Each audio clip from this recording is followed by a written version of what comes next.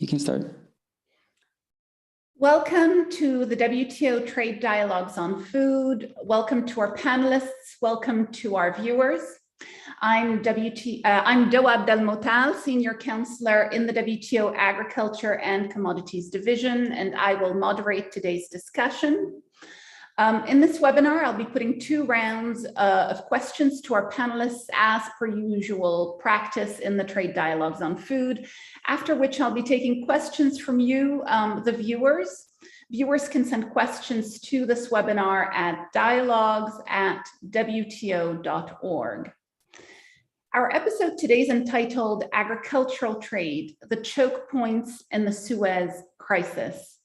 At the center of this episode is a report that was produced by Chatham House in 2017 entitled Choke Points and Vulnerabilities in Global Food Trade, which we've posted for you on the website for this dialogue for your ease of reference. The report defines choke points as critical junctures on transport routes through which exceptional volumes of trade pass. The report is back at the center of international attention today in light of ongoing political turmoil and disruptions to the food supply chain. Many of these disruptions were already foreseen by this report, and we're honored to have with us today the lead author of the report, Laura Wellesley, and contributing author Richard King, both senior research fellows at Chatham House. We're also particularly honored to be joined by His Excellency, the Egyptian Ambassador to Geneva, Mr. Ahmed Ihab Gamaleddin, who will be focusing on one of the specific choke points identified in the report, the Suez Canal. Egypt is also, of course, the world's largest wheat importing country and is seriously impacted by current events, and we will be talking about this, I'm sure, during the course of the webinar. With the help of other experts on this panel, we will try to go beyond maritime choke points to look at other types of disruptions as well. We will look at the impact of this crisis on the grain sector with the help of Arnaud Petit, the Executive Director of the International Grains Council, its impact on the logistics of food trade more broadly with the help of Jan Hoffman, Chief of the Trade Logistics Branch of UNCTAD, and we will discuss the market outlook with Inga Fechner, who is senior economist at ING. There's no doubt that our world has been turned upside down in just the span of 2 months, with major implications for global food security. Russia and Ukraine are amongst the top 5 global exporters of many cereals and oilseeds. This has had a tremendous impact on countries that depend on them for their food.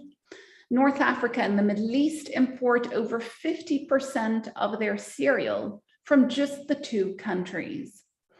The conflict is also impacting fertilizer markets, which are equally vital to global food security. So let us, without further ado, explore this complex nexus of issues with our very distinguished panel. And I will start immediately with the first round of questions. Laura, as the lead author of the Choke Points report, I'd like to start with you. Many are saying that the Choke Points report feels like it was written yesterday for how timely it still is. Can you walk our viewers through the main transport routes that your report has labeled as potential choke points for food and fertilizer, explaining to us why? Sure, and thanks, Doa, for inviting me here to talk today. So in 2017, we published this report, Choke Points and Vulnerabilities in Global Food Trade, because we wanted to understand what the increasing interconnectedness and concentration in global food markets meant for the physical trade infrastructure on which those flows depend. So we used our own database at Chatham House, the resource trade database, which Richard King, my colleague who'll speak next, was central in developing.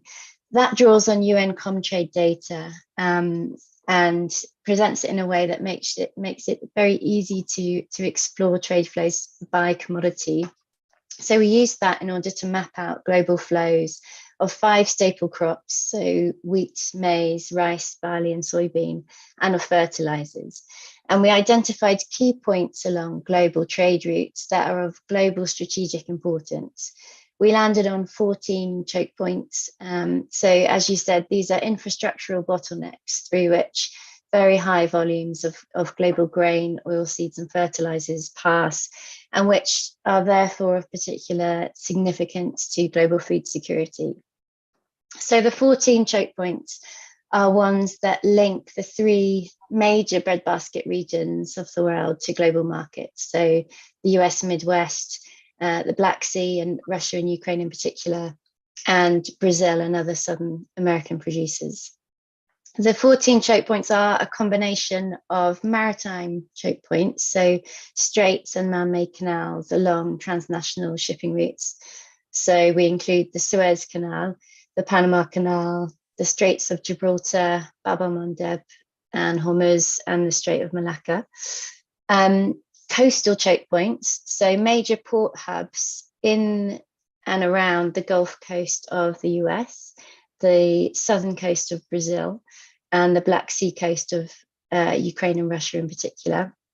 And then inland choke points, so major inland waterway, road or rail networks that connect producing regions to those coastal hubs.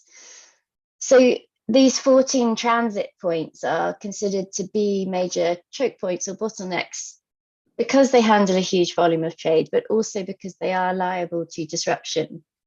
And we saw last year when the Ever Given ran aground in the Suez Canal that interruption to normal flow through those choke points can yield significant delays and costs for traders.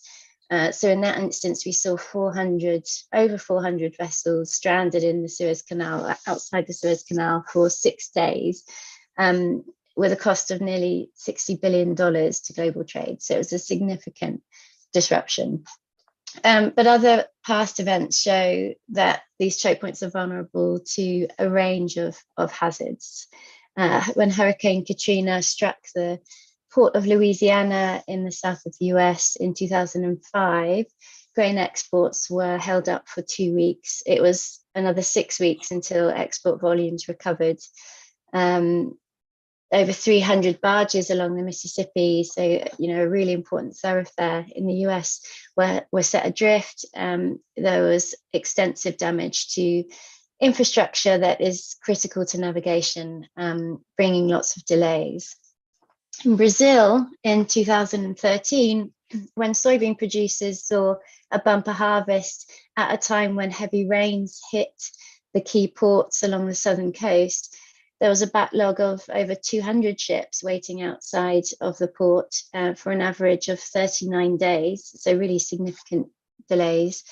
And other potential disruptive hazards to these choke points include anything from worker strikes, which we've seen a lot of in the US in recent years, through official or de facto restrictions on loading or on export, all the way to big ticket security threats, so cyber security, terrorist attacks as well.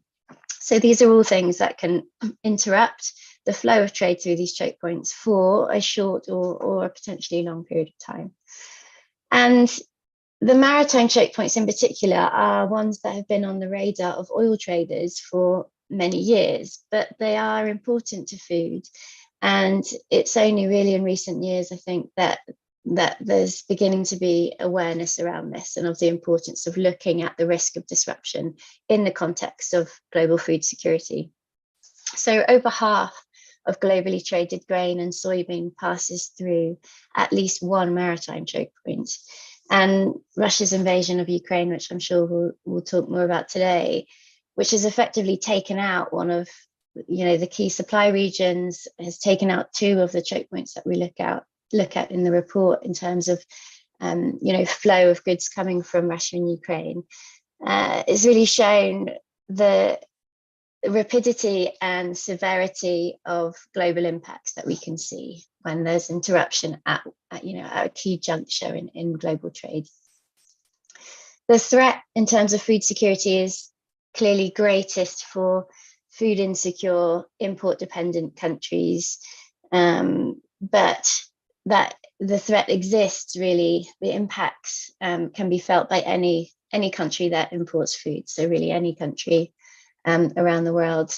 In the report, we looked in particular at the countries of the Arabian Peninsula, which is one of the most import-dependent regions in the world, but also depends on flow through 3 of our maritime choke points often. So it could be through the Suez Canal, down through the Red Sea to the Strait of Bab el-Mandeb, which is a high-risk shipping area, and then round through the Strait of Hormuz, another pretty volatile shipping route, into the Persian Gulf. So any disruption at one or several of those points could really bring pretty severe delays and disruption to critical import flows. I think I'll leave it there for now. Thank you, Laura. Obviously, this is a key issue that we must all be thinking about, infrastructure bottlenecks. We tend to look at supply chains without looking at actual transportation routes. And I think this is the novelty of your report. It draws us to an issue that should have been obvious actually to us all, but as with all great studies, things only become obvious once somebody points out how obvious they should be, and they are. So thank you for that. Richard, let me come to you. The report argues that the Black Sea region is one of the regions most at risk of disruption. Can you explain to viewers the importance of the Black Sea region as a maritime route for both food and fertilizer, and the countries most vulnerable to its blockage? Yes, thank you, Doa. I mean, I think in terms of significance, as you were starting to outline in your introduction, the Black Sea region is one of the world's major breadbasket regions in terms of where the world receives its food from. So between them collectively, Russia and Ukraine are responsible for around 12% of global calorie exports. And even if you don't count what's exported, if you include domestic production as well, between them, they're responsible for around 5% of global calorie production. So clearly an important region. Just to kind of break that down a bit, between the two countries, and obviously there are other countries in the region as well, but between the two of them, they account for about 75% of the exports coming out of the region. So we really do focus on Ukraine and Russia particularly. So they collectively export around half of all globally traded sunflower oil and seeds, around a quarter of all traded wheat, and Russia is the largest single exporter of wheat in the world. Also very significant for barley, and between them around a sixth of traded maize and rapeseed as well. And again, as you were mentioning, Russia in particular is incredibly important to global fertilizer trade. It's the largest single exporter of fertilizers in aggregate. And even when you break that down by particular forms of fertilizer, it's a major player, whether you're looking at nitrogenous fertilizers or potassic fertilizers in particular. And I think the other thing to say is the region is growing in terms of its importance, in terms of its share of exports. So looking back at the period which we looked at in the report, between the turn of the century and 2015, sort of collective agri-food exports out of the region rose from a share of around 2% to around 15%. So certainly was on the up, or potentially still is on the up in terms of global significance. Then moving to sort of dependence, who does it matter for? I mean, Turkey, China, Egypt, as I'm sure the ambassador can speak to, are all rely on the region for around 20 to 25% of all of their agri-food imports. But beyond that, many low-income food imports dependent countries are particularly directly reliant on the Black Sea region. That's particularly true for wheat in the Middle East and North Africa region, but also in sub-Saharan Africa and also in Asia. And as Laura was starting to talk about, I mean, it's important to say that for those countries where the produce is going east, they're also then dependent not just on the Black Sea, but then getting the produce out the Turkish Straits, through the Suez Canal, down through the Strait of Bab el-Mandeb. So it really is sort of one in a key chain of potential risk areas. But just in terms of those countries, Somalia and Benin in particular, reliant on the region for 100% of their cereal imports. And then, of course, it's not just the direct dependence on the importers that are directly reliant, as we're clearly seeing at the moment. There's clearly a price impact as well. So these impacts are transmitted through global price markets as well. And global food prices now are the highest that we've seen since records began in around 1990 by the FAO index. So clearly a significant impact. And then just finally to kind of talk about what are some of the risks and what some of the infrastructure. Well, I mean, obviously it's clear what the risk is at the moment, what the issue is at the moment. But before the current conflict, the sort of two main aspects of the infrastructure in the region are the inland railways and the ports. And in both instances, there's been a sort of chronic lack of investment in transport infrastructure in recent years, which has really kind of made the expansion of the region's importance less viable. So in terms of the railways, around 60% of the wheat exports coming out of the region are dependent on the rail network, which has really been sort of suffering from a chronic lack of underinvestment. Although that sort of pales in comparison to the current situation, because obviously the rail connections between Ukraine and Russia are currently being destroyed, partly as a result of sort of Ukraine to sort of sabotage Russian incursion via railways, but also obviously Russian attacks as well. And then obviously in terms of the ports, at the moment, all of Ukraine's ports are now closed. So even if you are able to get produce from the fields, getting them out of the country is going to be highly challenging over the next sort of planting season and harvesting season. And even in the sort of Russian ports, which are currently still open, I mean, the Black Sea region is now sort of incredibly high risk in terms of insurance premiums, so that obviously contributes to prices. There's questions about sanctions and embargoes of countries wanting to deal with Russia writ large, even if there is a food security imperative. And finally, just to say, I mean, obviously before the current conflict, this was one of the more volatile regions that we looked at from all manner of regions. So conflict has clearly been an issue. Obviously, the Crimea incursion has been going on since 2014. But also in terms of the other risks, sort of in terms of climate risks, in terms of trade restrictions, this has also been a region that's been subject to sort of lots of red flags. So, as I said, many of those may sort of pale in comparison to what we're witnessing now, but it's sort of been an area of concern for quite some time.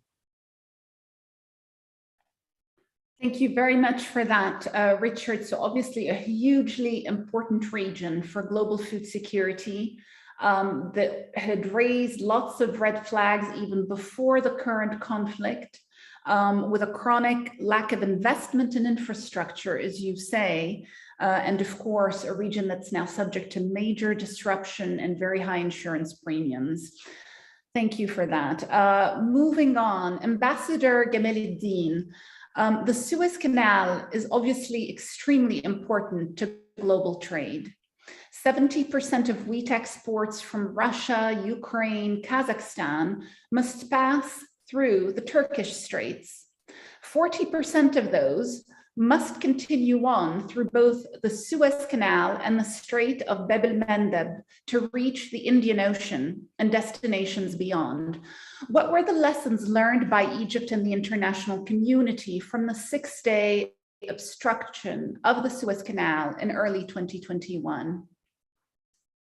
Thank you very much, Dua, for ably organizing this meeting and for giving me the opportunity to be with this distinguished group of speakers. I will speak on, divide my intervention into three. First, I will explain the importance of the Suez Canal which is, as you know, is considered one of the most significant waterways in the world, and it plays an important role in the global trade. It is about 193 kilometers long, a maritime artery, and through it transits 12% of the global seaborne trade, including 1 million barrels of oil and 8% of the liquefied natural gas per day. In 2021, we had 20,640 vessels transiting through the canal, and figures in the first quarter of 2022 show an increasing trend, reaching 80 vessels per day.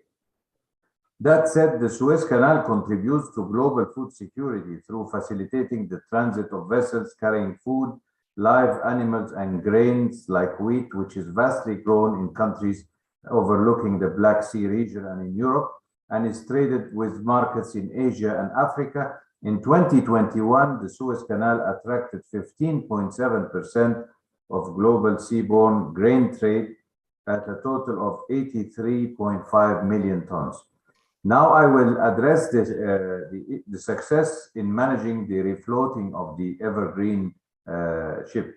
In March 23rd of 2021, Ever Given ran aground in the Suez Canal, blocking its passage and forcing other ships to anchor at both ends of the canal, awaiting the resumption of the traffic.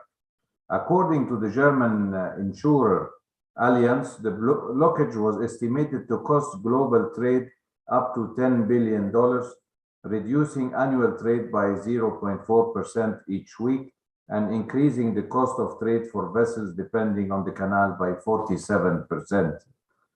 The Suez Canal Authority successfully refloated Ever Given on the 29th of March, depending on innovative national capabilities, and traffic was resumed. The fact that none of the waiting 422 vessels opted to take an alternative route for 6 days testifies to the canal's importance to global trade and its competitiveness compared to alternative routes. The refloating of the vessel in only 6 days, while maintaining its technical integrity and the cargo on board without any material or human losses, is an unprecedented feat for a vessel of this size, especially that specialized entities in maritime rescue expected the refloating would take several months. About a year later, precisely on the 13th of March of this year, another giant ship known as Ever Forward ran aground in Chesapeake Bay and was refloated after 35 days and after offloading about 400 of its 4,900 containers on board. Luckily, this incident stood far from a choke point in global trade routes, which would have exacerbated the current global food crisis. My last component will be about the development projects to increase the competitiveness of the Suez Canal. The Ever Given incident catalyzed the execution of the Suez Canal's authority development plans in 40 kilometers of the canal's southern section, which include 2 projects. First, a project to extend the canal's 2-lane segment by 10 kilometers to reach 82 kilometers in total. Second, a project to widen the canal by 40 meters to reach 332 meters at sea level and deepen the canal by 6 feet to reach a total of 72 feet. These projects are expected to conclude by mid-2024 and aim to increase the canal's competitiveness on several fronts. First, increasing the canal's capacity by 6 additional vessels per day, thus reducing vessel transit time, fuel consumption, carbon emissions, and overall operational costs. Second, promoting the canal's ability to keep up with future growth in trade and upcoming generation of vessels. Third, further improving navigation safety standards and increasing space for maneuverability of ships in the canal, thus reducing the chances of their grounding and decreasing navigational risk by 28%. Thank you very much for this wealth of information. Of course, part of the phenomenon that we're looking at today are these giant ships, as you mentioned. So, combined with the infrastructure bottlenecks that are addressed in the Chokepoints report, we also have the phenomenon of container vessels that are bigger than we've ever seen before, which is another challenge for canals like the Suez and Panama canals, and perhaps even a bigger challenge for smaller straits. So thank you very much for these comments. Jan, I will now come to you. It is often said that the supply chain is only as strong as its weakest link. So where are the weakest links in the global food supply chain, in your view? Please feel free to include air and road transport as well in your response, even though the Chokepoints report focuses on the maritime chokepoints. Also, looking at the situation today, what in your view should we be most concerned about? Over to you. Okay, yeah, thank you, Doa. Colleagues, very happy to be in this group, and also the Chokepoint report. I think some of us from UNCTAD had actually joined this endeavor with inputs and the meeting in London. So really happy to see the importance of this topic. So on your set of questions, three thoughts. Yeah, first of all, yes, the weakest link or the interconnectedness, as this is here linked to Suez. Ambassador had mentioned the Ever Given stuck in the canal.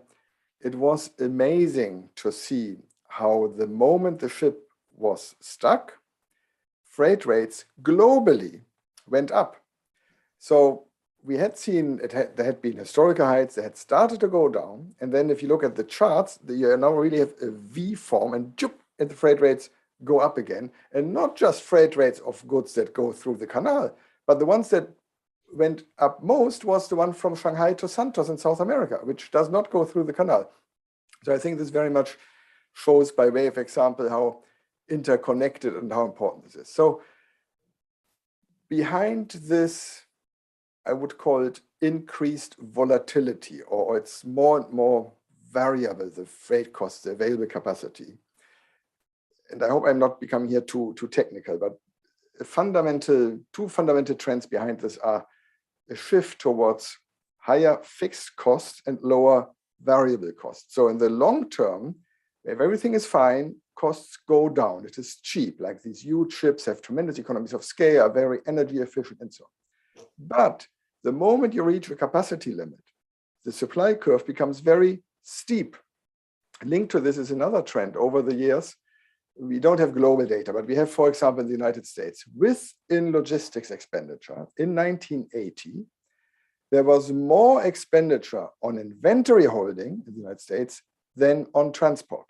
I repeat, 1980, more payment for inventory holding, the insurance, depreciation, capital costs, and so on and so forth, warehousing, than transport. Today, there's twice as much expenditure on transport in the United States logistics than on inventory holding. And overall, this is good news. So it has been good news. It means we are more efficient. Ships spend less time in port. Trade efficient cross-border for all types of goods has become better. More this famous just-in-time delivery. But all this links to being more vulnerable. No? And some numbers here. As we speak, 20% of the container ships of the world are waiting in front of seaports as we speak. Lots right now in front of China, Los Angeles, New York. The latest UNCTAD data we have on the time ships spent in port, they have gone up by almost 20%, 19.6%. The median is higher end of last year compared to pre-COVID. So ships spend 20% more time in port. They go slow. So all this, and I'm sorry again, that's the economist thinking and speaking, means this very steep supply curve has moved to the left, 20% to the left. And that means freight rates go through the roof. It's more volatile. So third point, you asked me like long-term concerns and what are we worried about? And Richard also said maybe some of the things we are seeing, they would pale in front of big future challenges. The biggest challenge and transition for shipping, transport, but mostly here talking about shipping, is the energy transition, the decarbonization.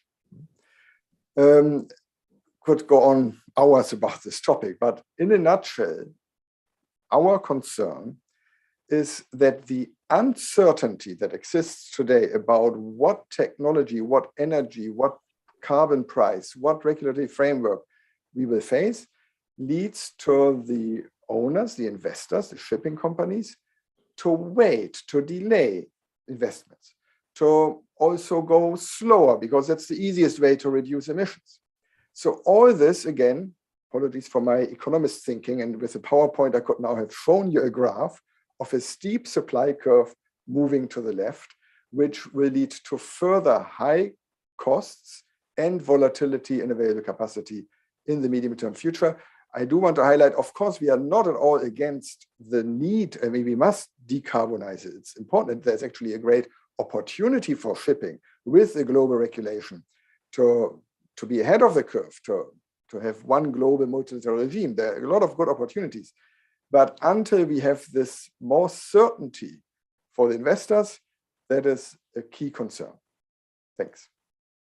Thank you very much, Jan. Some very interesting points here. So a supply chain that is becoming just in time, as you call it, but of course, this brings with it some vulnerabilities. And very interesting comments about the energy transition and the potential chilling effect that that's having on investments. Arnaud, I'd like to come to you, please. I was joking with you before the start of the webinar that you're probably the most sought after person following grains. So world wheat prices are now soaring. Can you walk us through the scale of the disruption to grain trade and your projections for food prices? Thank you, Doha, for having IGC in this panel discussion. If I may say, maybe as introduction, and as the title referred to the Canal Suez, I would say what the situation we are facing today is, in terms of magnitude, is much more important what we had indeed for several weeks in the Canal Suez, and because now we are talking about would we miss the volumes of wheat on food. And so this is why I think here, and really what always surprised me, you could see that the global market, like a balloon, protein form of the global trade, which adapt to the situation. And it's very surprising to look about that. First of all, as you asked, so in terms of background, we have to bear in mind that we were in a situation for wheat, particularly with a bullish market.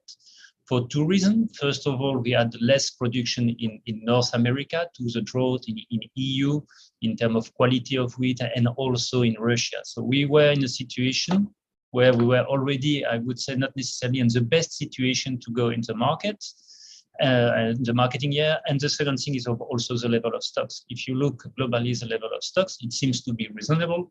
But if you look particularly for the main exporters, the 8 countries which are, I would say, providing more than 80% of the global trade, indeed the level of stocks are going down and down. And that's the situation. We know we need minimum 3 good years of harvest in those countries to replenish the stock. So that's the situation. First of all, we start with a degraded situation, if I may say so. The second point now is about the reverberations of the prices. We're seeing tremendous increase of the prices, and particularly on wheat. And the reverberation is very different in regions. For example, in EU, the price of wheat in the bread sell on the bakery, it's about 3 to 4%. So definitively, you can see the impact for the consumers is totally different in comparison to developing countries where the wheat represents 30 to 40% of the bread sell on those countries. So definitively for the consumers, you see here, first of all, different impact. The second impact is also about the value chain. We refer a lot about transportation of grains, but we have to bear in mind in some countries, and particularly Turkey, is a country which processes a lot of wheat in flour and then exported to Middle East. So that's also a second point we have to bear in mind when we are looking about the situation of what's happening in the Black Sea area.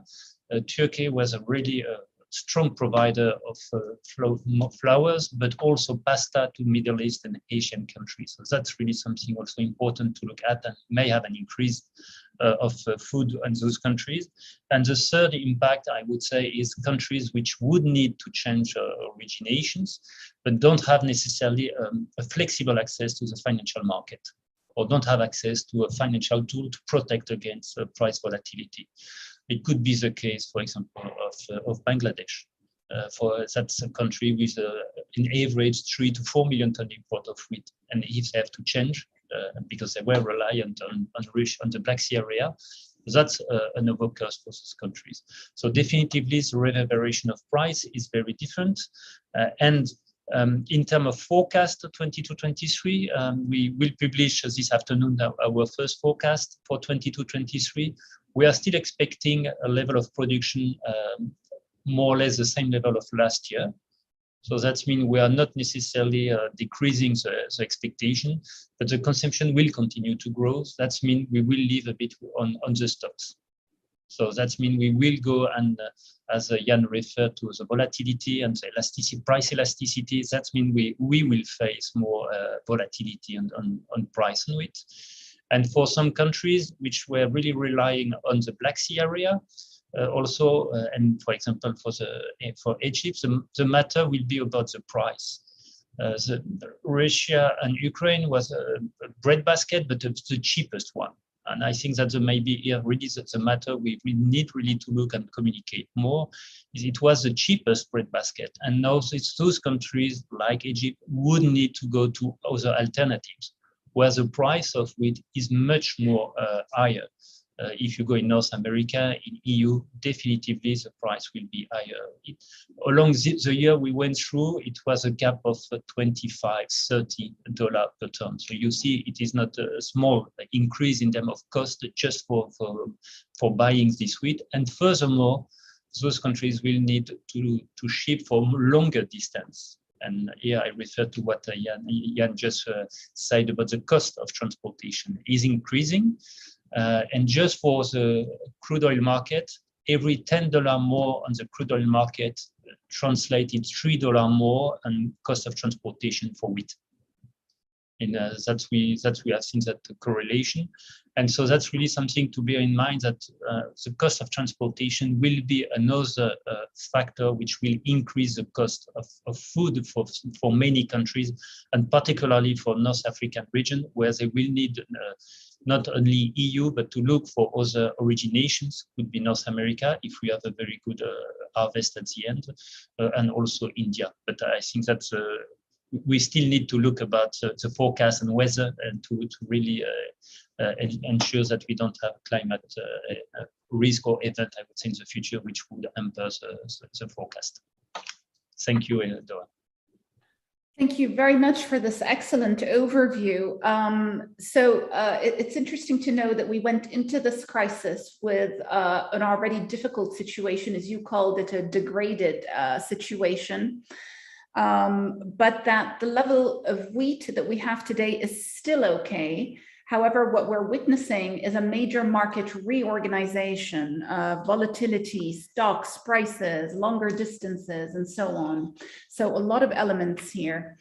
Inga, let me come to you. ING was optimistic about the rebound of international trade at the outset of 2022. Of course, the world has now changed. ING now argues that the Russia-Ukraine crisis will reshape supply chains and flatten world trade. Can you elaborate on this? Thank you very much, Doa. So we were indeed quite optimistic at the beginning of the year, because we expected the global economy to gain traction by now, with the pandemic receding, and that new regional lockdowns should have less of an impact. And at the same time, we expected the consumer preference for goods to remain elevated due to ongoing COVID caution. And we still had richly filled order books, which all spoke in favor of solid trade numbers. Also, supply chain snarls should slowly recede over the course of the year.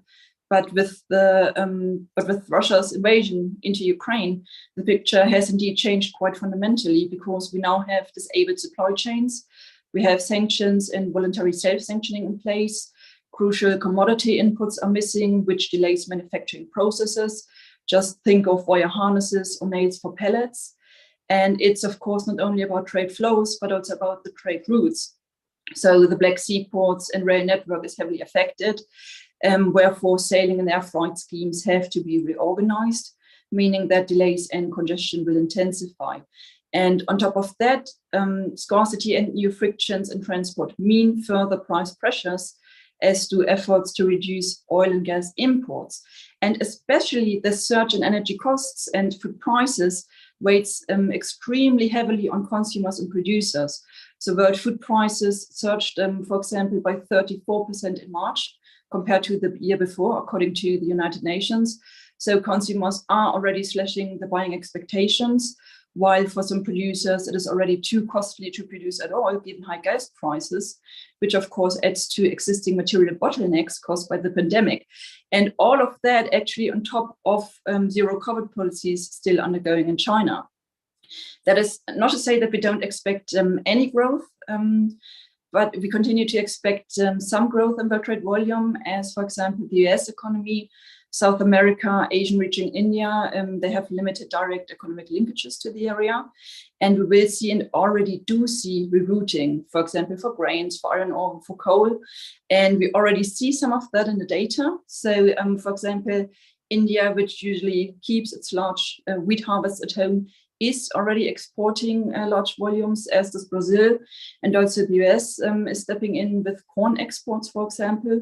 So there is already quite some rerouting undergoing, but it's of course not possible to compensate everything, and supply in other regions cannot go up instantly. So this will dent trade numbers. It is creating delays, it's creating further uncertainty, it's lengthening transportation times, and it does not speak in favor of falling transportation costs. And also don't forget that those regions that I've mentioned, that they're also not immune to the indirect consequences of this conflict, such as a sharp drop in demand from example, Europe. So trade growth might indeed flatten this year, especially if the war drags on. But regardless of the exact number, we think that trade flows will indeed be significantly reshaped by countries sourcing alternatives for commodities. And contrary to supply chain frictions in the wake of the pandemic, the supply chain distortions due to the war in Ukraine will possibly be permanent, because all supply chain frictions of the last 2 years, be it container prices, be it logistical issues or production drops in microchips, they will at some point in time be resolved. But the supply chains hit by the war are unlikely to return to normal. So we think that logistical routes will be rerouted, and that countries who have sanctioned Russia will probably replace those former imports permanently. Well, a lot to digest in that. Thank you very much, Inga. Permanent distortions and permanent changes in trade relationships. And thank you very much for bringing up COVID, because with the current crisis, we tend to, forget about COVID, but in fact, it is raging in certain parts of the world. And it is raging, as we know, also in Shanghai, which is a city that's tremendously important to global trade. So thank you for that. I will now move to the second round of questions. And after that, I will open to questions from viewers. Laura, I'll come back to you. Having studied the choke points, what in your view are the urgent actions that must be taken at the international level to mitigate choke point risk? And is there a role for trade policy in particular? Yeah, thanks, Doa. I mean, in our report, we outlined a number of areas for action that should be addressed urgently. But maybe if I just highlight a couple that are particularly relevant to this discussion and to the current situation, I guess the first would be to really redouble efforts to enhance confidence, transparency, and predictability in global trade. So we think there's a role here for the WTO in reducing the scope for export restrictions, recognizing the really distortive and exacerbating role that those can play in situations like we're seeing at the moment. but also a need to bolster the role of the Agricultural Market Information System, AMIS, set up in the wake of the last food price crisis, which has been playing an important role in ensuring transparency and mitigating against distortive trade measures, but which could be doing more.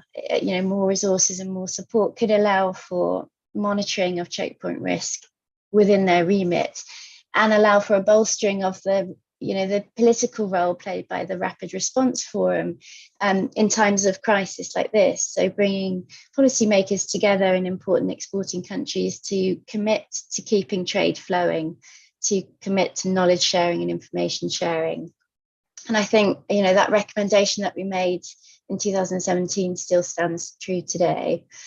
Another area would be to mainstream choke point risk monitoring into security planning.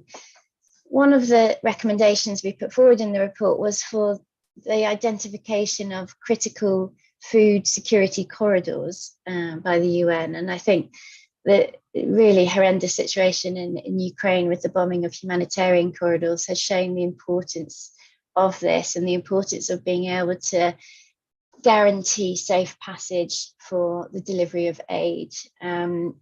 It could be, a way of encouraging and facilitating memoranda of understanding between littoral states around maritime choke points, for example, to keep trade flowing in times of crisis, but also for countries where there are kind of globally important inland or coastal choke points to ensure that aid shipments are allowed to continue moving. And it's similar to something being proposed by the UN Global Crisis Response Group now in this context, that countries exempt World Food Programme purchases and exports from their export restrictions. So something that could really help to ease the impact on the most vulnerable populations around the world. And another area to highlight, I think, is the need to invest in infrastructure that is resilient and that is future-proof. So, we've all on this call talked about underinvestment in transport infrastructure. Jan's pointed out that spending has gone up, but we're still seeing kind of crippling underinvestment in terms of maintenance of the canal system and lock system in the US, for example, railways and roads in Ukraine and Black Sea and in South America. These are things that aren't, politically exciting. They're not big new infrastructure projects that can generate, a huge amount of publicity, but they're crucially important to keeping the flow of trade going. And will become increasingly important as the impacts of climate change worsen. So heat waves, droughts, extreme rainfall, these are things that can really undermine the integrity of transport infrastructure in a way that can lead to global ramifications. So prioritizing investment in existing infrastructure is crucial, but so is diversifying the transport infrastructure on which we depend. So where there's a heavy dependence in countries on a particular modality, for example, on rail or road, encouraging investment in waterways where that's possible. In the case of Ukraine, in terms of if we can think of a post-conflict world, post-conflict recovery, investing in port infrastructure and railroads that are fit for the future, but also investing in alternative ports, the modernization and expansion of other ports around the Black Sea to ease the pressure on port cities that we've seen are vulnerable to disruption and are, really important to food security around the world. Thank you for that, Laura. So a lot of the measures that you've mentioned on the WTO side on export restrictions and the humanitarian exemption for the World Food Programme are measures that WTO members will be looking at very closely at our next ministerial conference in June. So let us remain hopeful that we might achieve some resolution there. And your comments on infrastructure and the need to of course, make our infrastructure more resilient are very well noted, in particular in light of climate change and rising sea level. We have to ensure that our ports can continue to function. Moving on, Richard, you developed the Chatham House Food Security Dashboard. Can you tell us how that dashboard works and what it tells us today about the global food security situation?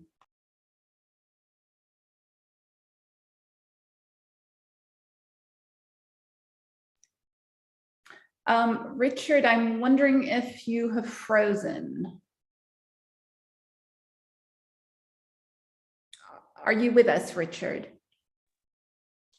I am now. Sorry about that. That's fine. Have you heard my question? I didn't, but if it's the same as you gave me before, then no need to repeat it. Please go ahead. Yeah, so in terms of the dashboard, I mean, the idea was really to provide a framework to combine traditional measures of food insecurity with an understanding of choke point risk. And so to kind of assess countries' risk in terms of their exposure to choke points at a national level, combined with their vulnerabilities to food insecurity generally at a national and a household level. And to sort of understand how the choke point risk layered on top of the other measures of vulnerability may exacerbate things.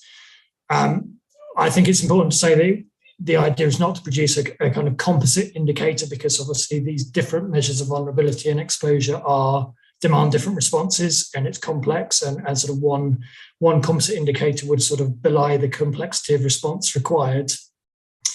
And equally, it's not an annual indicator, because the data on some of the measures underlying it is not that readily available. So it's really kind of a snapshot of what's going on rather than a sort of year-to-year monitoring tool. But we look across 18 indicators, broadly focusing in terms of exposure on trade dependence and choke point reliance specifically. Then the sort of the domains of vulnerability that we look at are your more traditional measures of food insecurity, food availability, but also looking at state fragility in terms of how adequate responses are likely to be, looking at the quality of infrastructure available in the country, and so how easy or not it is to store and move food around countries, looking at climate vulnerability, because that's obviously of critical importance, not just to infrastructure, but also to domestic production, and then looking at social protection measures and macroeconomic vulnerability in terms of how much capacity and sort of fiscal space governments have to respond to the pressures. And so obviously, because it's not a composite indicator, I don't want to sort of go through countries blow by blow, indicator by indicator, but I think that the sort of the headline point is that, choke point disruption can pose a more serious threat in countries with sort of high vulnerabilities to other measures of food insecurity. And it may not take much of a sort of choke point impact in aggregate terms to have a significant impact in countries which are already facing existing vulnerabilities. So just as an example, countries such as Yemen and Eritrea, obviously very food insecure, very low income, fragile countries in the first place, but also highly choke point dependent. If you compare them with countries like Zimbabwe or Haiti, which have some of those same measures of traditional food insecurity vulnerabilities, but have less choke point dependence. And then you've got countries like Djibouti, which actually score a bit better on some of the more sort of traditional measures of terms of governance and climate risk and sort of chronic acute food vulnerabilities. But their choke point exposure means that actually they're less likely to be sort of toppled over the edge if a choke point risk were to materialize.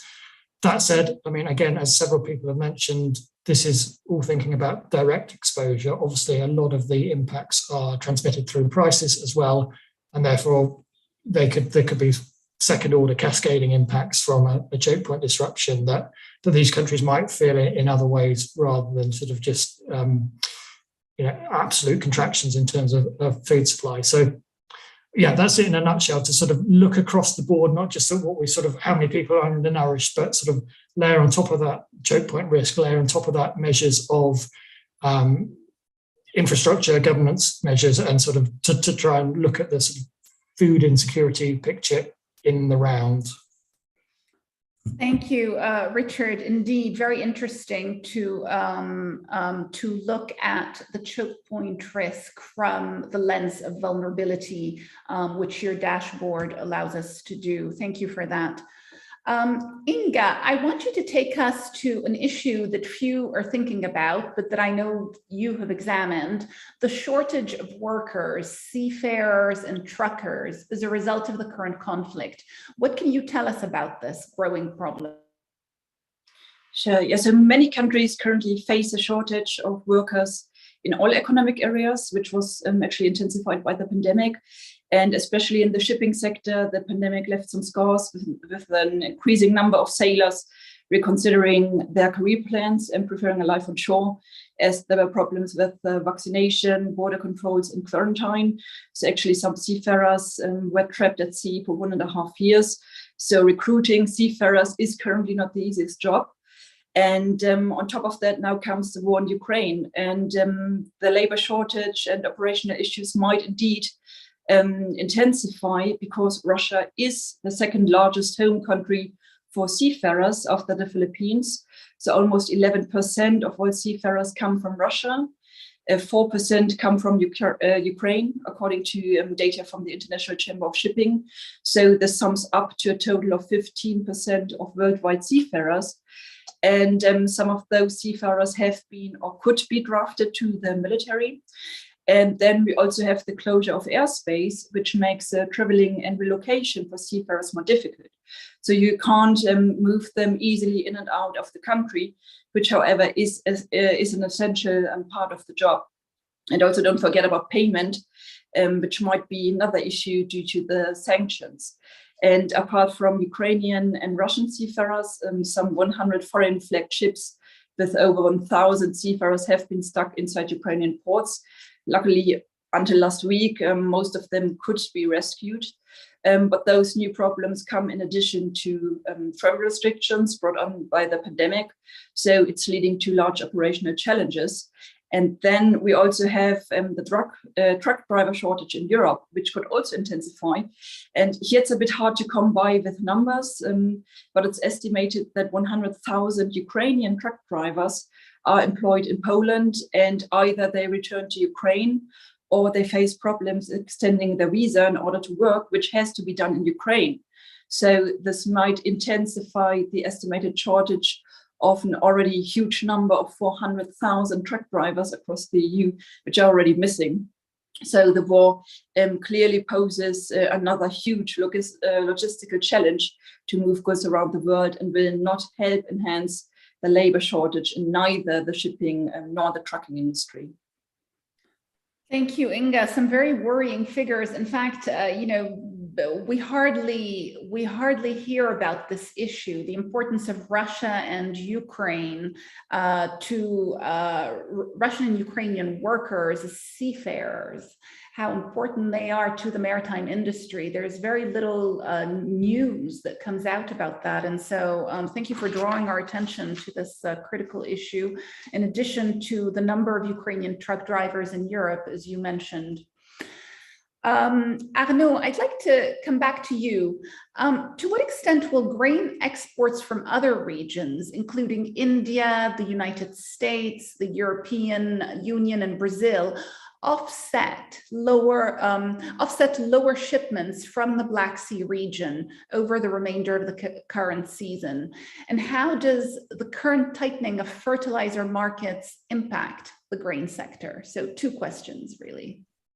Thank you, Doha. So first of all, for the current marketing year, definitively we see 2 opportunities in terms of sourcing: is EU and India, with limited volumes for EU and much more for India. And it's very interesting now, as we try to look to understand better the logistic in India, that in fact, in terms of potential export, India could even go to 10 million tons of wheat exporting, and at the same time to continue to reach the high level of volume export of rice. So that's really a new player, I would say, really taking place in the global market.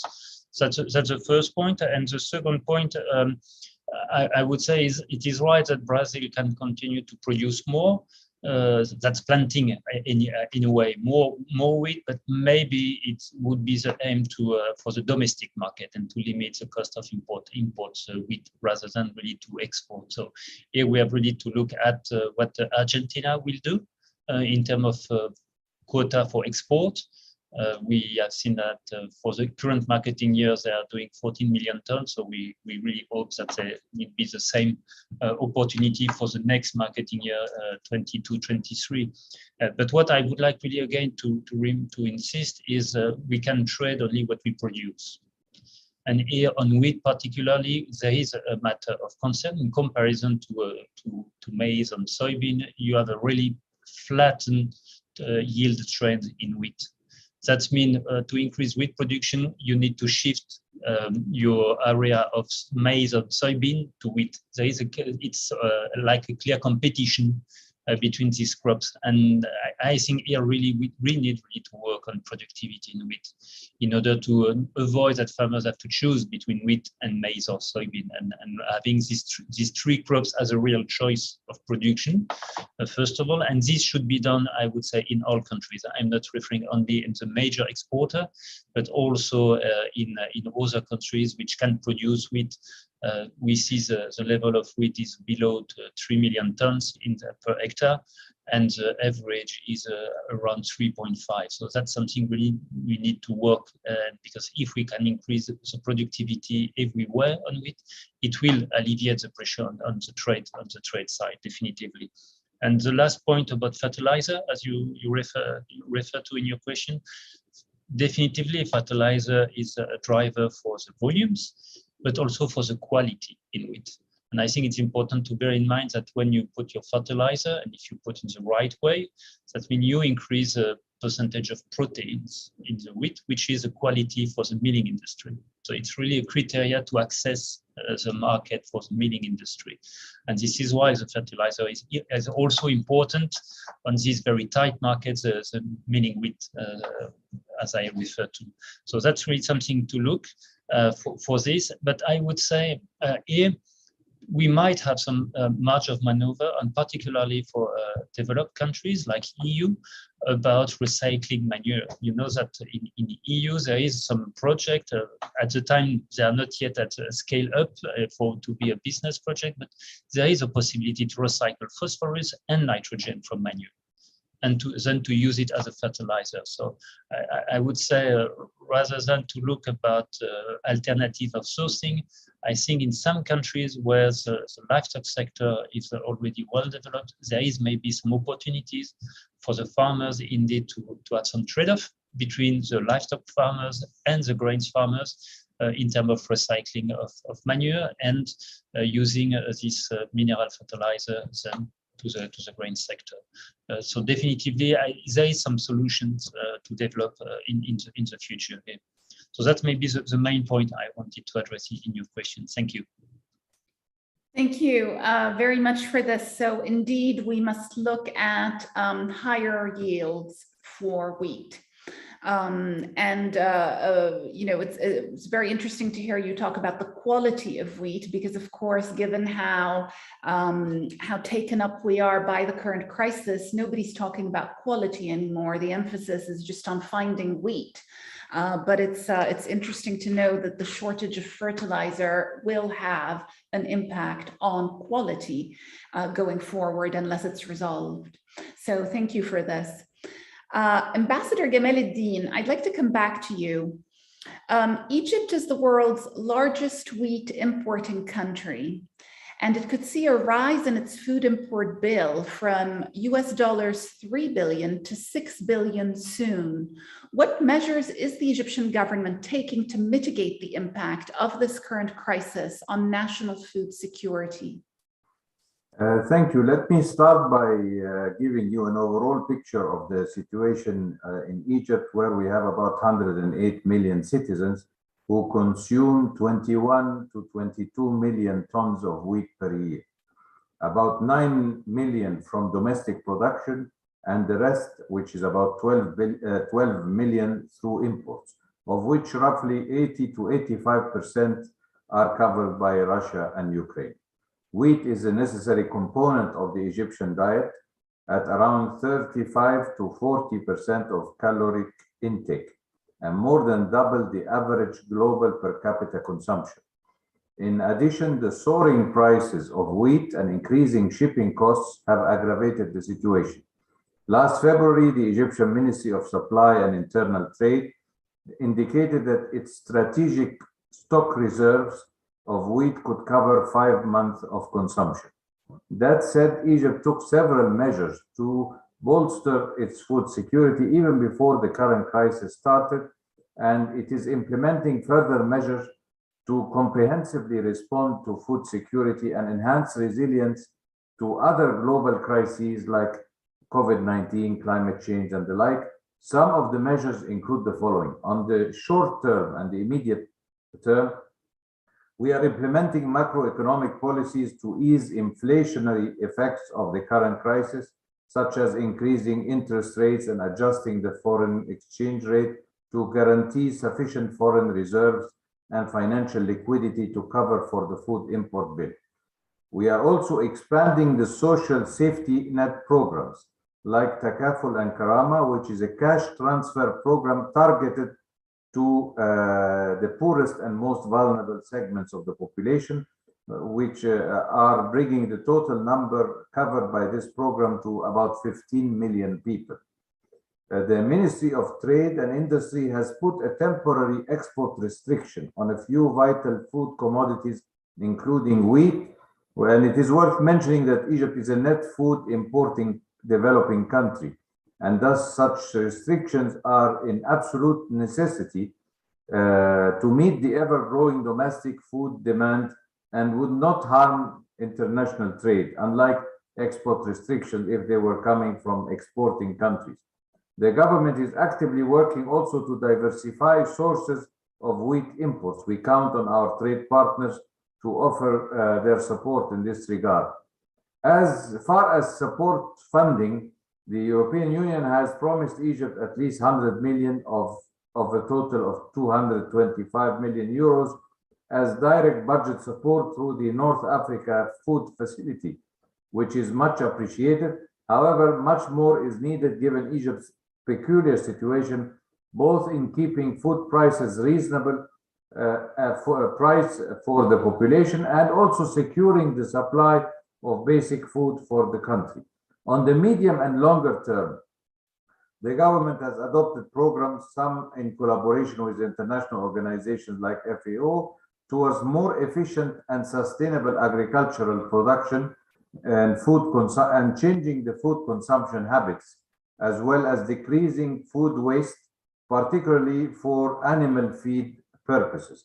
The government continues to enhance supply side efficiency and productivity and reduce waste in the domestic supply chain of wheat, including by incentivizing farmers to produce wheat and offering different forms of assistance. The government is also exploring options for intensifying regional cooperation to increase food security. As for the WTO, we are working with several member states to seek possible solutions within the relevant councils and committees to enhance food security and secure sufficient policy space to this effect, especially for net food importing developing countries and LDCs. We are looking forward to an upcoming WTO high-level seminar on the 26th of April, and we trust that it would contribute to a constructive examination of solutions to the current global food crisis, particularly for NFIDCs, and in this regard, transparency concerning the current stocks of grains and food commodities and their exportability, as well as an early warning system covering supply and demand globally, are pivotal in my view in responding to the global food crisis. It is equally important that food exporting countries refrain from stockpiling extensive grain reserves in order to avoid increased price spikes and other market uncertainties. Back to you. Thank you. Thank you very much, Ambassador, for this very comprehensive overview of the measures that Egypt is taking. And we can see some good news in these measures in the sense that perhaps some good may come out of this current crisis if countries do indeed diversify their sources of import, decrease waste, intensify regional cooperation, bolster early warning systems. So I think all of these measures are excellent and probably a roadmap for the future, so that we don't fall into these kinds of crises again, or at least can minimize them when we do. Jan, I'd like to come back to you. What is your prediction for how international trade logistics might change in light of the COVID crisis? And now, of course, the Russia-Ukraine conflict. Are there any long-term trends that we can point to, or is the situation simply too volatile for us to be able to see into the future? Yeah, thank you. That's a tough question. Again, like three thoughts in response. First, yes, it is complicated. Actually, UNCTAD is, as we speak, leading a UN-wide effort under Guterres, under the UNSG, about food security, energy, finance, and the impacts of the current crisis, especially the war in Ukraine, on these issues, especially for developing countries. So we are putting a lot of effort, a lot of research, and the more you look into it, there's a danger you no longer see the forest, you only see many different trees. For example, food prices. So there's now less volume of food being produced, less volume being transported. Normally, standard demand supply, you would think, okay, now the freight rates should go down. But no, they actually go up because the replacement comes from further away, and you need actually more transport capacity, also on different ship sizes. That just shows it is really bad news, also from the transport side. Second, solutions. And I'm afraid they have been said, all of you colleagues, friends, it's the previous underinvestment in infrastructure. It is about trade facilitation. A lot of the solutions that we have been promoting for decades have become more to the forefront during COVID, and we have had a surge in demand for our customs automation programs, single windows, pre-arrival processing, digitalization, e-payments. All these solutions are actually more in demand, and to some extent, to say something positive here, there has been more progress. Now I'm talking about the COVID, the pandemic, whereas in the past, many of our members they were reluctant to move from paper to digital. We have seen a lot of progress. And I sometimes like to say, we have to lock in the progress made during lockdown. So there has been more progress made, and we want to keep it. And this also helps with all types of logistics, food, container, maritime, and others. That leads me to the third point. Sometimes this term like just in time is used a bit negatively, as if it was something that is the culprit of the current situation. Just in time is an extreme concept, or what I started out explaining earlier, the reduction of expenditure on inventory holding and more expenditure on transport. This is a positive trend. It leads to a lower cost. Think some of us with gray hair 20 years ago when we took a plane, it was very likely that there was an empty seat next to our seat. Now, no empty seat anymore, whatever airline you take. And prices have gone down. Now, if a supplier wanted to really be more resilient by having bigger stockpile of whatever, where would you buy your product? In the one that spent more money with more stockpile, or the one who is the cheapest? Say, toothpaste. Here in Geneva, we have Migros and Coop. Let's say one of them has a bigger stockpile of toothpaste, just in case there will be a future shortage of toothpaste. But the other one is like Migros invests in stockpile, Coop no. where do you buy it? You buy it where it's cheaper. You may still in your home have 1 or 2 spare toothpastes. Yeah?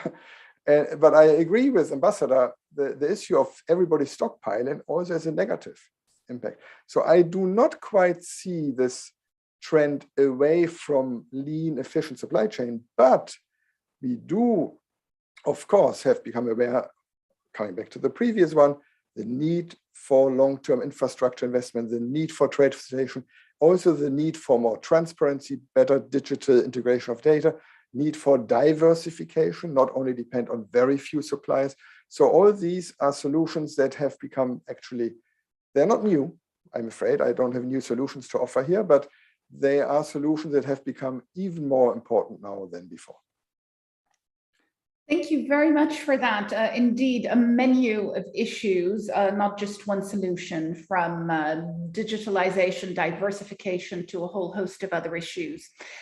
We have an avalanche of questions from viewers, and we were supposed to close at 15:30. So if I can just ask our panelists if they could stay on, whoever can stay on just a little bit longer, that would be great. So we can do at least a first round of questions to you all. Laura, I'll ask you, I'll put the first questions to you from a viewer who is asking the following. Your report looks at maritime choke points, but are there air transport and land transport choke points that are just as problematic, which you are looking at and which perhaps would be the subject of a future study? Thanks, Dora. So our report actually isn't just focused on maritime choke points, it's focused on land choke points as well. So at the start, I outlined that our 14 choke points fall into 3 categories. One is maritime choke points, but the other 2 are coastal, so ports, and inland. And that's where we cover road networks, inland waterways, and rail networks. So we did identify the road system in Brazil that's connecting the oilseed producing regions to the southern ports, the inland waterway system in the US, so the Mississippi River, but all the kind of canals and locks and tributaries that make up the US inland marine transportation system. And we looked at railways in the Black Sea, and we found significant issues with all 3 of those. There are significant vulnerabilities, largely as the result of underinvestment, like we've talked about today. So many examples in recent years of delays and interruptions to usual flow of goods because of damage to locks, damage to railways because of high heat, for example, heat extremes, impacts in terms of low water levels along the Mississippi, leading to lock failures, lots of instances of disruptions along roads in Brazil. They're very vulnerable to rainfall, to extremes in rainfall and landslides.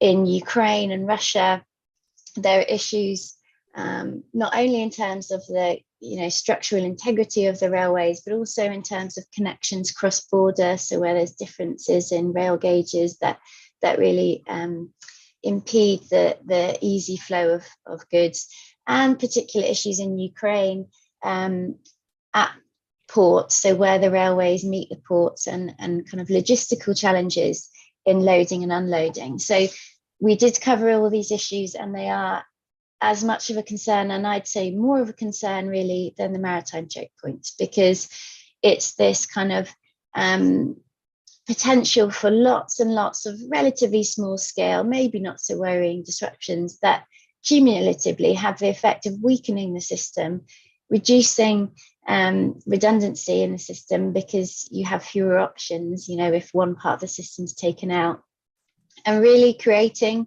the conditions in which a shock event like the one we're seeing now can be significantly exacerbated by existing weaknesses and fragilities in the system. So it's a problem. We didn't look at air travel, and I can't speak to air travel, but maybe that's one that Yang Jan can answer. Okay, thank you very much, Laura. Ambassador, I'd like to come back to you. We have two questions for you. One is on the significance of the Black Sea to the Suez Canal and the relationship between the two as maritime routes. And the other is on the war's impact on the Suez Canal. What can you tell us about these issues? Thank you. Let me tell you that the Suez Canal is remarkably significant to the Black Sea region's trade with Asia, and it shortens the freight distance compared to alternative routes. In 2021, the trade from and to the Black Sea region has accounted for nearly 11.7% of the volume of goods transiting the canal. Bearing in mind that the Black Sea is a main maritime route for both the Russian exports and the Ukrainian exports. As for the impact on the Suez Canal, there is a negative impact that Asia's imports from Black Sea region are expected to shift to other regions, trading areas far from the Suez Canal, such as grains from Northwest Europe and the United States, and iron ore from Eastern Canada, Northwest Europe, in order to compensate for part of the shortage of trade from the Black Sea region. A positive impact, however, is this negative impact is actually compensated by increasing redirected imports of European countries from other regions through the canal, predominantly crude oil and liquefied gas, natural gas from the Arabian Gulf region. In fact, the number of vessels transiting the Suez Canal has increased within the last weeks to a record of 75 to 80 vessels per day. Much of this success is owed to the marketing policies implemented by the Suez Canal Authority and its efforts for economic development and the growth of in added value industries in regions that depend on the Suez Canal and the continued traction of the Suez Canal economic zone. Back to you. Thank you very much for that. Arnaud, a couple of questions for you. The first question is from a viewer who is asking whether there are fertile lands in some parts of the world that could grow grain, where grain is currently not being produced. So is there a potential for more grain production around the world? That's the first question. And the second is on stocks. What do we know about existing grain stocks and are they being deployed? Thank you for this two interesting question.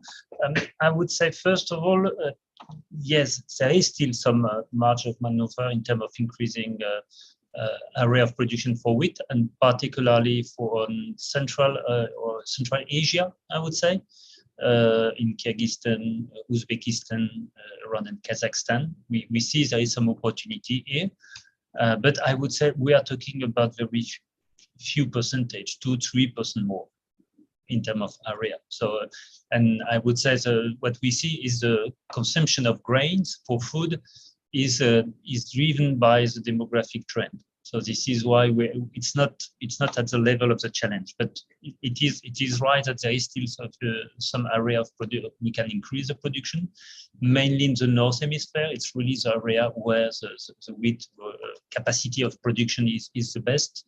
And also the last point we have to bear in mind why it's maybe difficult to increase the area of production is we have to bear in mind that wheat is a crop system of 9 months. More winter, it's in the fall season you see it and you harvest only in summer. When for maize and soybean, it's 4 months, 6 months maximum. So you have really a cash crop system which is more attractive for the farmers on this type of crops rather than wheat. So it means we need really a strong demand and all of the logistic really organized to incentivize production in new areas. Relating to your second question about stocks, I have to confess, if I may say so, that on stocks, we are still working with as a variable of the equation. We have a very good knowledge about what can be produced. We have a good understanding of the consumption and the trade, very good tracking of the trade. But when it comes to stocks, we have still some uncertainties, and we need to work on assumptions. All our international organizations, I would say, unfortunately, are still working on assumptions. That's a reality. Even if we put hard figures on tables, there is a part of assumptions. And on these assumptions, I would say yes. We have maybe a good understanding of stocks, particularly in public stocks, how it's working. For example, in China, we have seen some auctions for wheat dedicated solely for food sector, not for feed. We have seen also that some stocks are back on the market, and I would say these public stocks play a bit like a buffer to the volatility on the grains market. It is right. It is right, but we have also to take care that it's not only public stocks. When we talk about the grain value chain, we have public and private stock. And here it's very complicated to get information. I would say only 2 countries today I am aware about having a close monitoring system. It is Kazakhstan. Kazakhstan has, even by silo, you can know what is in the silo. And in France, they set up 2 years ago a system where the private sector every week provide the figures to the public administration, and they can have good understanding of what is the level of stock, public and private, every week. So that's also a very interesting initiative to have a better understanding of how the stock are moving. And I think is here really something we need to improve, I would say, on to share experience, is how the other countries could move from the exporting side, but also from the importing side. I think here it's something we have to look really is from the importing side, how we can have this type of information to incentivize, I would say, in the contingency plan, having a better monitoring on the stock, public and private. Thank you. Thank you very much, Arnaud. Inga, several questions to you. Are the disruptions that we're seeing more due to the sanctions than they are to the actual war? That's question number 1 from a viewer. Question number 2 are about the permanent distortions that you've mentioned. Could you elaborate on what some of these permanent distortions will be?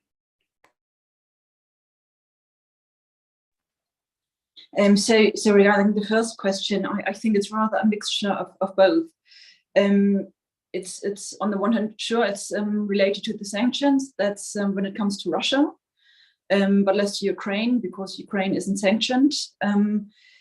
But I'd say it's rather about the wider implications, because we have the airspace is blocked, the traffic railwork is blocked, the ports can't be accessed. So we have the rising transport costs. We have the shortage of workers. All of that actually comes together. So I'd say it's definitely a mixture, but probably the sanctions are not the most important thing, at least not yet. I mean, what's really weighing heavily is the rise in energy costs. That's for sure, but it's also not because of the sanctions, because I mean, oil and gas haven't been sanctioned yet, at least not by the EU. If that would be done, then the consequences would be even more severe. So then the sanctions will probably bite more than the war actually does. But for the time being, I'd say that what's happening to supply chains, what's happening to trade routes, that's actually rather because of the war than because of the sanctions, and it's all a mixture of both in the end. And regarding the second question, permanent distortions, we think indeed that the Western countries and that the countries who sanction Russia, that they will replace the imports coming from Russia, that they replace them permanently. So the EU is currently looking for alternatives regarding oil, regarding gas. They're working on LNG terminals. That they are really working on more sustainable ways to get energy. And this will be. We believe that this will be a permanent issue indeed. And also, if we look at logistic routes, we also think that stuff coming from Russia, at least to the western parts, will be rerouted. So it won't come to the Western anymore. So there probably will be a shift from countries looking for alternatives, and then but also countries who still export and import with Russia. So there will probably be a shift. For example, China, Russia will probably get closer together, and that's a thing that we believe is indeed permanent. Thank you very much for that. Jan, a question on insurance premiums that are skyrocketing. A viewer is asking, what will be the impact of that on trade logistics going forward? Relatively straightforward. Any price increase leads to at the longer term to reduced demand. Insurance is not usually on average such a high component of the CIF FOB price, but of course in specific situations, in specific regions, it can reach certain thresholds. But more generally on the impact on prices, we did a simulation end of last year about what the high freight logistics prices mean for consumer prices. And our estimate was a global additional inflation for consumer prices of 1.5 percentage points. At that time, end of last year, when we launched our report, we did not yet see the high inflation we are seeing now globally.